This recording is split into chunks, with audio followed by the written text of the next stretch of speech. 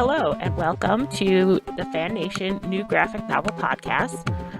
Join 4 librarians as they talk about the newest graphic novels that they've read and the things that they're most excited about. Hi, I'm Kristen, and I am really into YA, especially thrillers, but I've been really focusing on trying to get more into graphic novels, so it's been really good to be preparing for this podcast and get to try new things. Hi, I'm Chris. I read a lot of YA fantasy and a lot of graphic novels and shonen manga. So for those that don't know what shonen is, it's more geared towards boys, whereas shoujo is geared towards girls. Hi, my name is Teresa. I read a lot of graphic novels. I tend towards memoirs and nonfiction and anything that doesn't have a superhero, realistic fiction, horror, science fiction. And when I'm reading actual literature that's not with pictures, I like post-apocalyptic, mysteries, thrillers, but I'll read pretty much anything. Hi, I'm Diane. I've been obviously reading a lot of graphic novels, preparing for the podcast. I tend to read a lot of variety of things. Post-apocalyptic is sometimes my favorite, but right now I really love graphic novels. I'm so glad. It's always exciting to me when someone is reading something that's a little outside of their comfort zone and then they're into it. I really like that.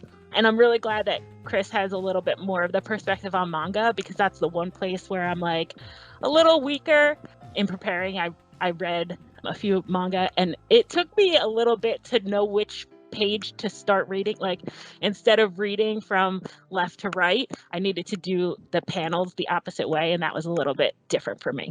But let's get into it. Let's start talking graphic novels. The graphic novel that I wanted to focus on, that I was really excited about, and I think that some of you were really excited about too, was Molly Knox Ostertag's The Girl from the Sea.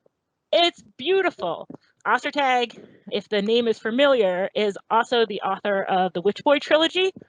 But this graphic novel, The Girl from the Sea, it's about family, it's about romance, it's about first love.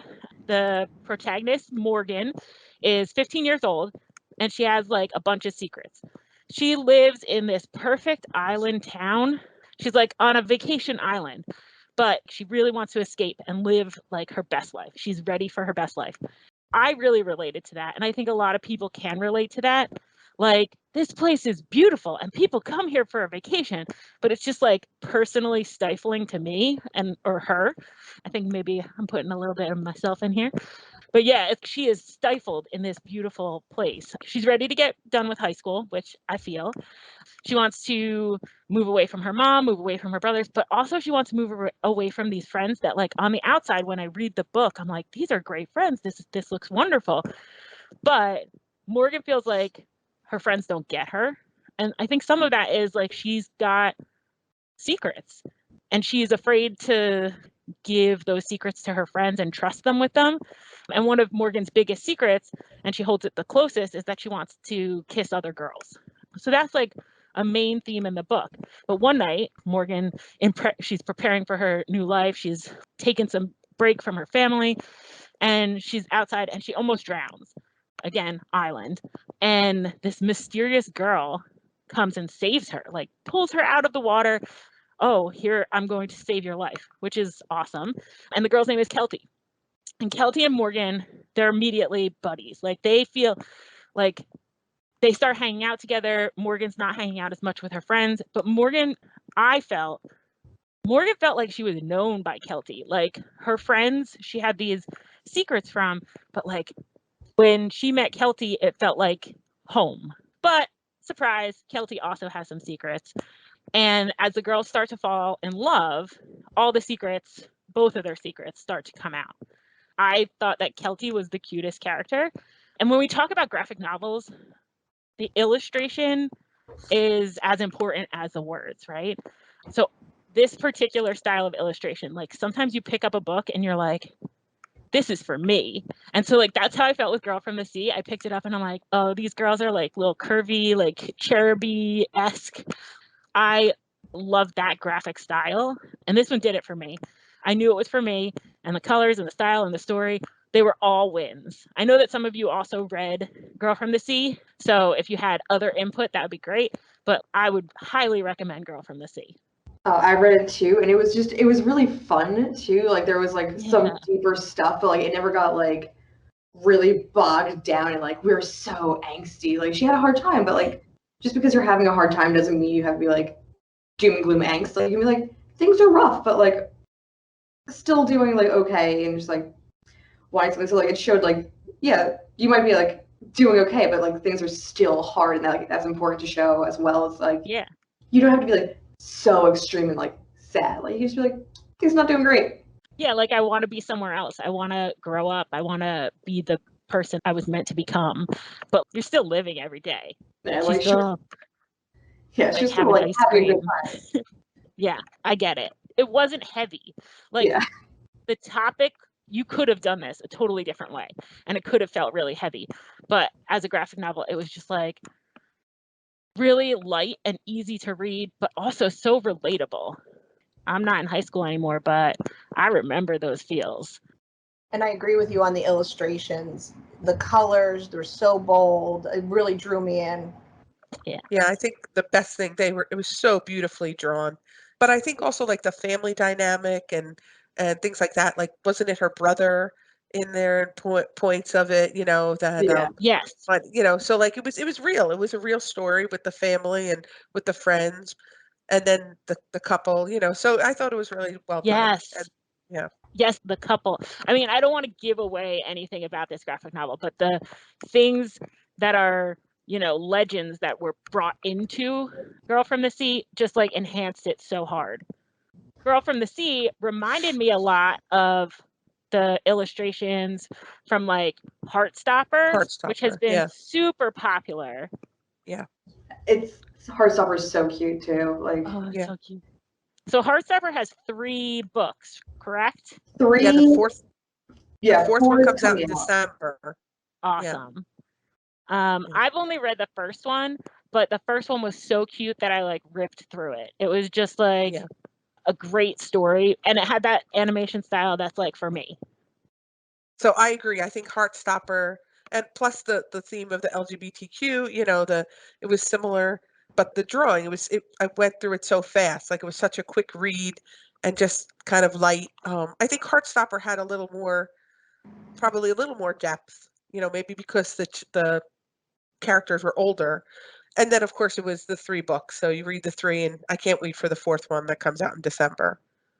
And it was realistic fiction opposed to the fantasy, and it was very easy to relate to and see all of the different issues that they were facing as a couple, the friend issues, the personal relationships, and then it evolves even as the story goes on into things other than LGBTQ, like affecting their relationships. The Heartstopper is a spin-off of her other book.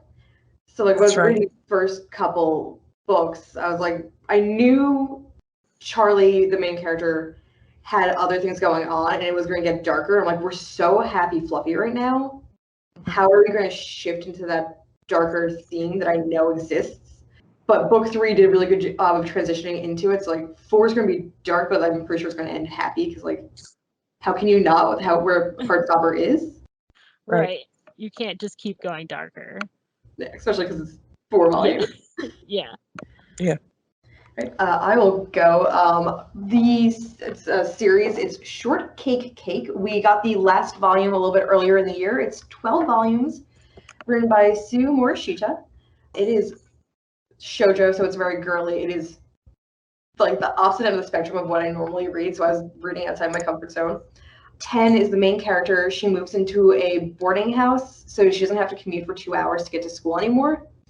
And her friend already lives there, and then she meets everyone else in the boarding house, and it starts off with like her interactions with them, and then Riku is this huge flirt, and she's like, "Get away from me!"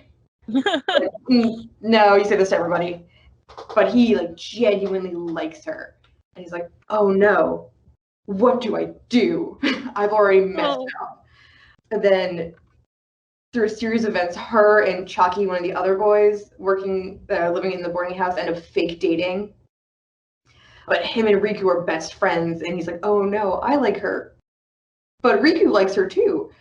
So like, there's no like really dramatic like fighting about it. There's like, we're just gonna let her make her decision, and like very nice about it of like, oh, okay, and like Chaki's full on like rooting for Riku, even though he's like, well, I like 10, but you're my best friend. And it's like so cute, and I'm like deeply invested in like their friendship of like Riku be like, no, get away from me, we're not friends, we're competing. And Chaki's like, nope, doesn't matter, best friends forever. And I liked like the last few volumes got a little bit like deeper because like you got hints earlier on about Riku's home life, and you're like, well, something's up with that because he lives in town and lives in a boarding house. So you find out more about that and more of the background. But because it's so fluffy, like you find out and like you know it's gonna be okay no matter what.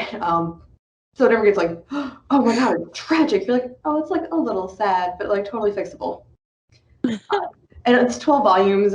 There's not a lot of text on any of the pages, so like maybe half an hour to read a volume. The illustrations are just really soft and cute. Like the whole thing's like fluffy cotton candy story. Like this is just cute, and I enjoyed it, and now it's done. I love that their friendship is like the prime. We must keep the friendship together, because it's like the opposite of all the other pop culture tropes of what actually happens to friends when they like the same person. Like, Yeah. you know, like if I'm reading a YA thriller, I know that somebody did something bad to their friend but having a book that shows that it doesn't matter, we can like the same person and I can root for you, even though maybe I like that person, but we're buddies first. And I love that. Yeah, if they started like competing and being like awful to each other, I was not going to finish the series. But I was like, the fact that they're just like, we're friends. Riku's like, you're like fake grumpy, and everyone's like, right, we don't believe you. And Chaki's like, does not matter, we're besties, besties forever. Like if this was not happening, probably would have bailed on it. But I was like, I'm so here because like everyone's being nice and like reasonable. Like we're not going to end our friendship because we both like a girl who could tell both of us no, and to be like, I'm out entirely. That's fabulous. So again, I am lacking in manga, and now you're reading type of manga that's different than what you regularly read, and how'd that feel? I used to read more shoujo in high school, and even I've always gravitated more towards like shonen, where it's like Dragon Ball Z is like the number one like example of like we're here, we're gonna fight the bad guy, we're gonna get stronger, we're gonna fight a different bad guy. And it's a lot more action based and like higher stakes where you're like, I mean, Goku doesn't lose, but like something could happen. I felt like sometimes you get like more personality happening in there because there's just conflict, whereas like everyone's like soft and fluffy. And there's also a smaller cast of characters, but also Demon Slayer, which I'm also reading, and like a couple of other ones I'm reading are like double, triple, quadruple the length in Dragon Ball's case. Like Dragon Ball Super, and Dragon Ball Z is like 60 volumes at this point. So like you get a lot of time to get to know those characters and like know who you like. Like this is like you gotta get on board with these characters fast. It's like a commitment. I think that might be why I have shied away from manga, is like it's a commitment. Like that's so many books. I need to be invested. But I think in preparing for this, most of us read Play It Cool Guys, and that was really cute, but it's at the beginning of whatever length its run is going to be. And where would that fall? Is that more aimed at men, or is it aimed or boys or girls? I feel like it's more towards the shoujo end of things because it is kind of a softer. All the main characters, it's all guys. Yes. And it's more about like interactions and less like competing. Yes, it was like, much less competing. The first one that like they're going to become friends and it's going to be about their friendship and them being awkward weirdos together. Yes. So excited. It reminds me of The Daily Lives of High School Boys, which is kind of another slice of life. Like we just watched high school boys be weird high school boys. No stakes, just you like the characters, so you're here. Yeah. Play It Cool Guys. It was so. I only read the first book, but it was so different than anything else that I had read because they're like klutzy and like always having really awkward interactions that are like painful and how they deal with them. And I don't think I've ever read a book quite like that, where they're like, just play it cool. It's cool. Like no matter what awkward thing you did, just like keep moving. I like that concept. But they had 4 different styles of playing it cool, which I never even thought of. So you saw the breadth of, well, I have no idea that I'm even being awkward versus I'm very conscientious. I am totally being awkward right now, but I have to be cool. That one's definitely me. Yeah, or the one that makes a joke every time, like he laughs it off. I like that one too. Yeah. I like that they were all jealous of the other one's approach to things because they are pretty aware. They're like, oh no, they're like, oh, I wish I could do that and just be so effortless. Meanwhile, you see all the like girls in the background that are like, oh, the guy that's already jealous is like, he's so effortlessly like cool about everything he does. So he's already succeeding, but wishes he could be as cool as the other guy who is equally awkward. Yes, they were so awkward, but also it had a lot of feeling. I was like, I felt the cringe when when I was reading some of those things. I'm like, I would have did this. Uh-oh. If you cannot handle secondhand embarrassment, you cannot read that because that is all that book is. It's true. That's true. I love the small animal cafe. I would like to go to a small animal cafe like they had in that book. But that was my first manga that I read, so I agree. I had to like figure out how to read it first. And I was like, this is just a preview. Like I felt like I need the second book. I need the next book. Yes. I liked that. Yep. I read Be More Chill, which is science fiction. It was originally a book written by Ned Vizzini, and he passed away in 2013. And after he passed away in 2013, his book Be More Chill was then turned into a Tony-nominated Broadway musical, and now they've adapted it into the graphic novel format. And David Levithan was actually the person who adapted it. I like the idea of books being adapted into graphic novel because it sheds a new light on the dialogue. And as I get into talking about this book, that's what I saw, that the dialogue boxes helped distinguish the characters in this instance. So the story is about Jeremy. He's an average high school nerd, loner. He has one like true best friend, and he's obsessed with a girl, and she has no idea he exists. So another student tells him about how he can get a squip, which is a pill-sized supercomputer that when he ingests it, this squip will make him the coolest guy in the world. And it does. So he gets the pill, he takes it, and then it instructs him on what to wear, how to talk, how to walk, what he needs to do, and then everybody thinks he is the coolest guy in the room. But what he learns very quickly is that there's a dark side to getting everything you want and letting a supercomputer essentially take over your mind. What could possibly go wrong? And that's why I like you could see the dialogue between the supercomputer talking to him versus him talking, and those dialogues of like, this is, I'm telling you what to do, and then he's doing it. And I just think, even though this book was written like in 2005 initially, there is something about this warning of letting technology take over our lives and how much influence it has on us and how we go forward into the future. And I liked that as well about this story. Now, I haven't read this one, but once you said that you were going to talk about it, I took it out. And now that you've told me a little bit about it, I am super excited because sci-fi is right up my alley. And also, I would be interested to read both, like know the different feel of the book versus the graphic novel. Because there are many other graphic novel adaptations of books that we've seen, and they give you something different. Like, just from off the top of my head, I'm thinking of Speak by Laurie Halse Anderson. When you read the book and you get an overall feel, and then the graphic novel was there was so much power in the visuals. It Speaks, she's an artist, and she's in the classroom and she's making these artistic interpretations. So when you see those illustrations, not only the emotions on her face, but like certain aspects like that, it brought that story home. Yeah. And this one is also a musical, correct? Yes. And we have the musical available that you can listen to the soundtrack. Oh, awesome. Yeah. I think I saw that when I was looking it up in Hoopla, maybe. But that's a really cool, I don't know. Would you take the pill thing to be the coolest person? I mean, but you know what happens. So like there's some fallout, right? But if you didn't know and someone just came in and they're like, here you go, you could be like the coolest person. Would you take the pill? Would this bill Aren't get we me all more the money? coolest people? I'm pretty cool as is, and I kind of Oh, love the awkward weirdo thing. But also, how do I know you didn't already take the pill and that's how you got as cool as you are? I know. You'll never know until things start going real bad. Yeah, I'm only like medium cool, if that. So I definitely didn't have any pill. But I like how science fiction as a genre gives you this ability to like envision your world differently. And it gives the characters almost like a superhuman strength to see like how poorly something would turn out if we could do it, you know?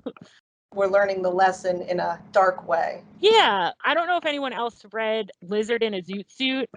It's a new graphic novel and it's Marco Finnegan.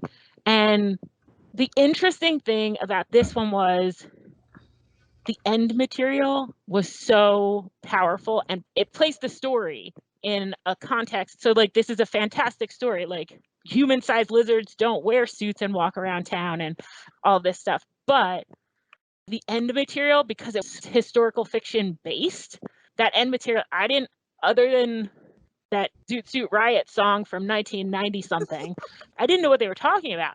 And so the material at the end of this made me want to learn more about the Zoot Suit riots. It made me want to learn more about race relations, specifically out in the California area around World War I and II.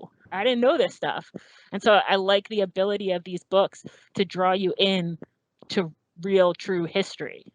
So I read My Body in Pieces. It was from 2019 by Marie Noelle Herbert. It's a biography. She's from Montreal, and it was sad and dark. It was about your body, and it was about a girl who was, you're young and you think you're a princess, and then all of a sudden you find out you're fat. And then you go down that journey of if I'm fat, then I'm ugly.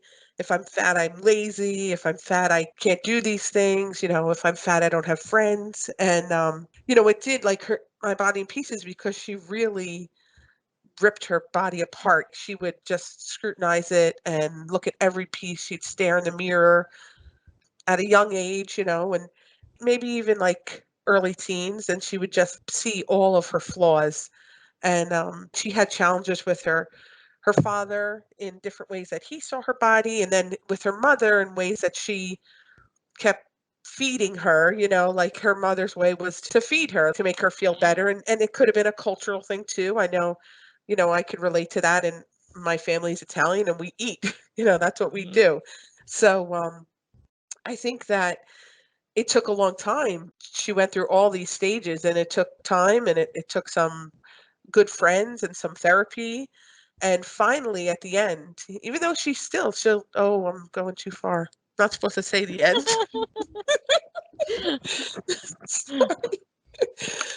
Well, I think that she, it takes time to grow from things. But I think that happens to a lot of us, no matter what we look like, right? Yeah. Any size we are, we can pick apart any piece of our body and really criticize it. And so, like I said, I think good friends are what really helped her. If I remember correctly, the illustrations were more like artistic, more like painterly, and that was really powerful. You felt like you were in this person's story. Yeah, and it wasn't like so many of the graphic novels are vivid, bright, beautiful. This was like browns and blacks and grays, and you kind of felt like dreary. But you're right, the pictures were beautiful. And at the end, the author speaks about who she had draw the pictures and things like that, the illustrator she got. And it was interesting to read a biography as a graphic novel because you can read it faster and you get like different emotions when you see the pictures included with the words. I do love with graphic novels, like seeing all the different styles of illustration and how it adds to the story. Because like a lot of the stuff like with YA is like cuter, softer, especially like shoujo manga. You can tell right away from a picture like what genre it's going to be: manga, shoujo, shonen. But, like spinning, I cannot remember the author. It's a biography though, but that one's like all about ice skating. It's like very pretty, very soft.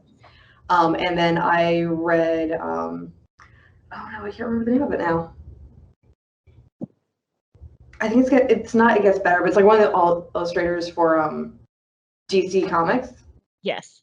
Yeah, I've talked about it a few times in other things, but it's like really jagged, aggressive illustrations, but it's about his growing up in an abusive childhood and abusive home, and you can see it shows in the illustration style. Like looking at it, you're like, this is not going to be a happy book.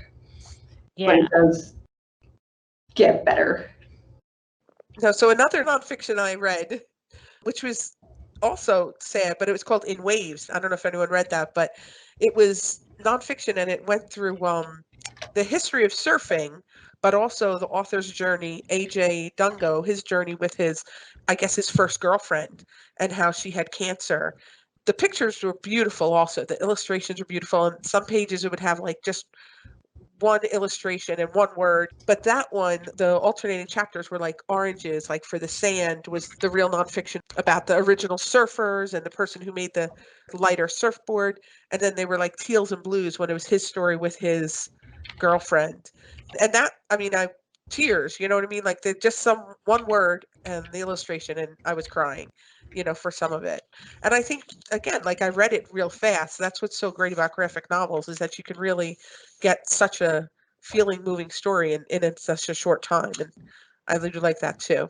I did read that one as well. And the idea that it could alternate and you could learn something about US history and of surfing and then have that emotional story. It was very powerful, but in an hour's time, I feel like I have a nugget of information I've never had before. Yeah, I imagine it's similar for you read Kent State, 4 Dead in Ohio. I might not have known the story, but I'm getting this snippet and it's so packed with emotion and packed with visuals that it's not going to go away. Like I'm going to remember that more than some of the other books that might take me longer to read, but these are going to be more powerful. And there's subjects that we don't necessarily cover in school, in middle school and high school. And you're like, well, why didn't I learn about this? These are significant things that put us where we are today. Right. George Takei's They Called Us Enemy. I was Oh my gosh, that was fabulous. Actually, about that, because they're like, I didn't learn about this, and I'm like, you are correct.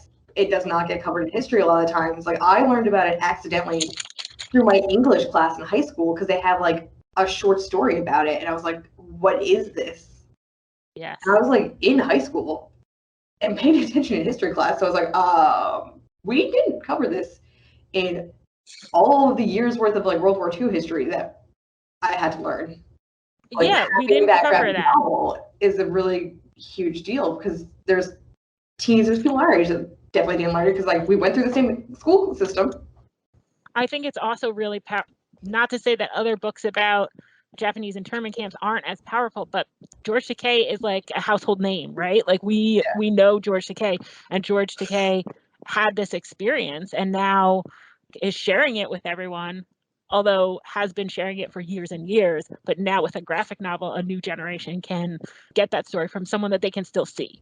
A little bit more accessible too, because it's pictures, because he originally, he mentions doing like a whole play and production, which is amazing, but very limited on how many people can reach and who can afford to go to see it. Whereas we have it, I think, on like every platform we have. Yes. We have it physically. You can read it on your phone. I think both Libby and Hoopla, like you can easily access it. I think one of the schools I was talking to was like, oh, we might do this as a class now because it's so accessible now. It's very accessible. And I think one of the very first graphic novels that I read that was nonfiction was about Alan Turing, who I didn't know. It was the Enigma game in graphic novel form. And I didn't know all of that. I didn't learn all of that in school. And so then it made me more interested to go do my own research, to learn a little bit more myself. And it sticks with you. These nonfiction graphic novels stay with you. And I think that's the part of the power of the genre. The other book I started talking about is Happiness Will Follow by Mike Hawthorne. Ah, awesome. Does anyone have anything else they think that we should have in here? I mean, I read Flamer, which was great too. I think we've all read Flamer, right? We all read Flamer, yeah. We all read Flamer. Yeah. I mean, that was so good too. That one, I just think that it shows it from a different light. And again, a quick read, but not so colorful and brilliant. Obviously, there's colors in it, but where they're meant to be. But that's a serious subject too, and how is conflicted, and then at the end, that it was a good book.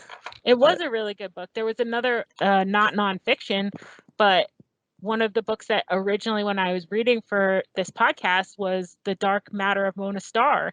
That one's Laura Lee Gullidge, I think. And it's just so powerful because the illustrations depict what's happening in this person. It deals with depression and it deals with other mental health issues, but the way that she envisions anxiety or depression as these like swirls, it made sense to me. I was like, this all makes sense when I put the words together with the pictures. And I don't know that it would have been as powerful one without the other. Invisible Differences is another nonfiction one that did a really good job with the illustrations and the colors. Mm-hmm. Because after she gets diagnosed with autism, it starts having tools to manage it. She gets more and more color throughout the illustrations, and everything becomes to become more vibrant because she knows what's going on. She's like, having a diagnosis is great. She's like, I know what this is. Like, I know why I'm different. And like, you can tell in those illustrations, in that shift of like black and white and a little bit of red to having so much more color throughout it. Oh, that's definitely one I'd like to read. Yeah, that was a good one too. Yeah, it's an adult one. It's like physically bigger, but not like thicker. Yeah. If that makes. My Life in Pieces, I think, was a bigger book. It was like yes, picture book size as opposed to like a graphic novel size. But we don't really talk about that very often, but about the size of these books. Sometimes I'll get a graphic novel that, like the newest one from the author of Fun Home, My Life in Exercise. I forget what it's called. It was like, but that one, it was massive. It was a massive book. Or Hoop Dreams. Wait, Dragon Hoops. Dragon Hoops. Yes. Dragon Hoops. It's big and it's almost harder to experience because it's like a huge book and they're heavy. They're so much heavier than like, because the pages are thicker. But it's a big book. I read that and I've been telling kids, the way I've been selling that to teens is I don't like sports. Oh, I don't like sports. I like this book. And everyone's like, and I'm like, I'm not kidding. Everyone's watching, like, you play sports. I'm like, it's a different situation. Like, well, yeah. Like with Dragon Hoops, I was like, this is not a topic that I care about at all. And then, I'm reading it and I'm like, oh, well, the main character didn't really care about this at all until it was like part of his life. And so like, it was really cool to read. If you told me, Kristen, you must go read a book about basketball, I'd be like, please, no, I don't know that I will survive.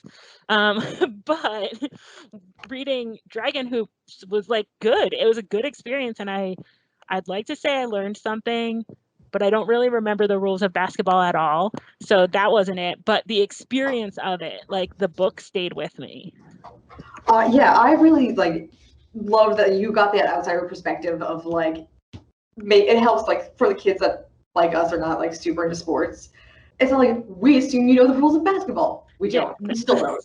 But like, no. I didn't know that like basketball was a huge deal in Croatia, which was like fascinating to me because my family's from Croatia. And I was like, nobody told me this. No.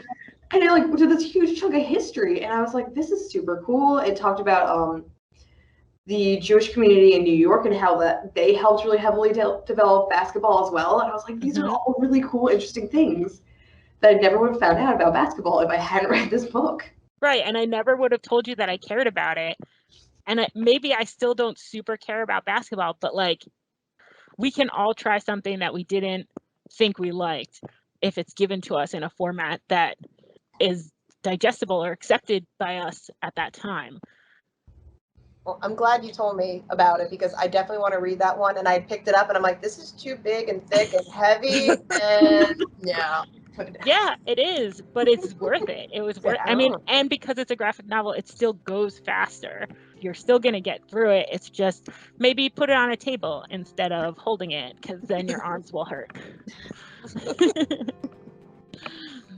Well, I have added so many books to my list from just listening to you guys. I'm like, oh, I got to get that one. I got to get that one.